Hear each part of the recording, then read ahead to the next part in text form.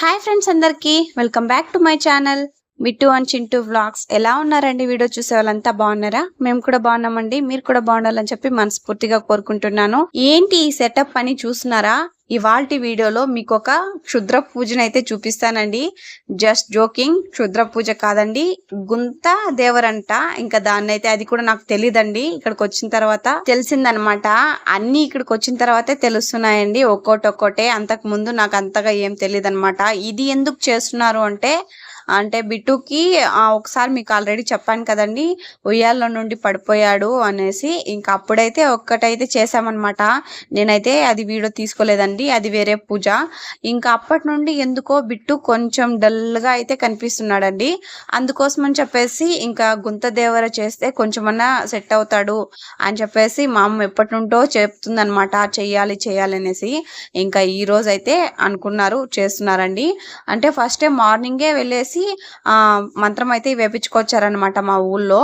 ఇంకా అక్కడ కూడా చెప్పారనమాట గుంత దేవర చేయమని చెప్పేసి. ఇంకా అందుకోసం అని చెప్పి రెడీ చేసుకొని అన్ని వెళ్ళిపోతున్నామండి. ఇది కూడా ఒక గుంతలాగా తవ్వుకొని, ఇలా చూస్తున్నారు కదా మీరు, గుంతలాగా తవ్వుకొని అందులో చేయాలన్నమాట. ఫస్ట్ అయితే పేడవేతో అలికేసేయాలండి.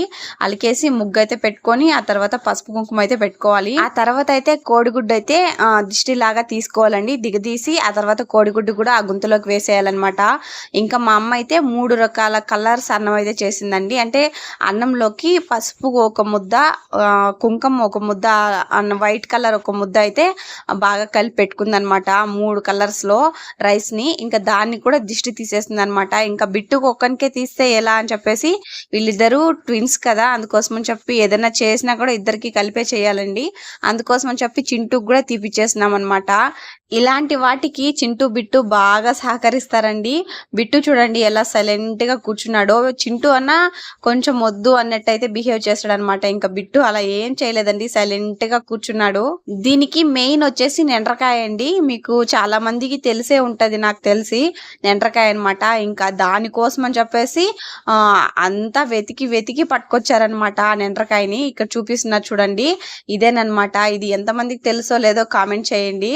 ఇది కరుస్తుంది అనమాట. ఇంకా దాన్ని కూడా తీసేసి గుంతలోకి అయితే వేయాలన్నమాట, దిష్టి తీసి. ఇంతకి మెయిన్ ఇదేనమాట.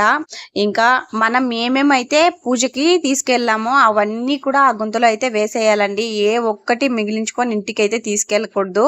ఇంకా అన్ని ఇక్కడ బొరుగులు కూడా తెచ్చారనమాట, వాటిని కూడా తీసుకొని అక్కడ ఆ గుంతలోకి అయితే వేసేస్తున్నారు. ఒక్క ఆకు అందులోకి ఏదైనా 1 రూపీ 2 రూపీస్ ఇలా పెట్టాలన్నమాట. ఇంకా అది కూడా వేసేయాలండి, టెంకాయతో సహా వేసేయాలన్నమాట. ఇంకా అన్ని అయితే ఇక్కడ వేసేస్తున్నారు.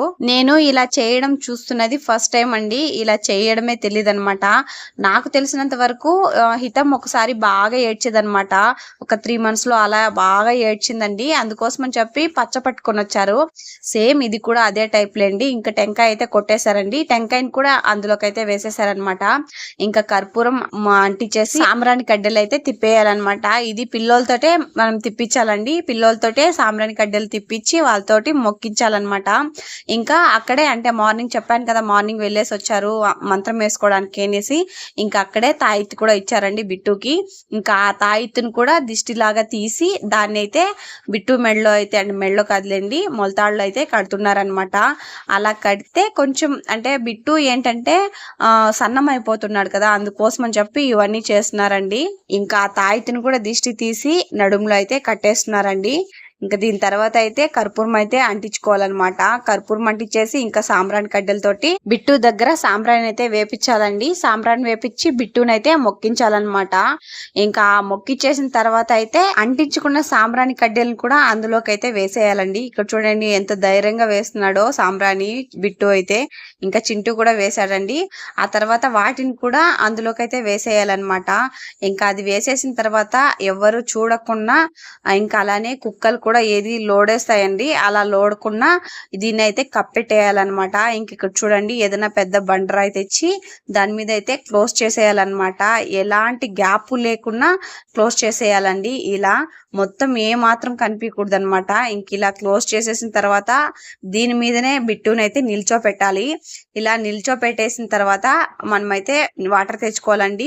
మేమైతే ఇక్కడ హాట్ వాటర్ యూజ్ చేసాము, అంటే చిన్న పిల్లోడు కదా అనేసి. ఇంకా దాన్నే ఇలా పోసేయాలన్నమాట.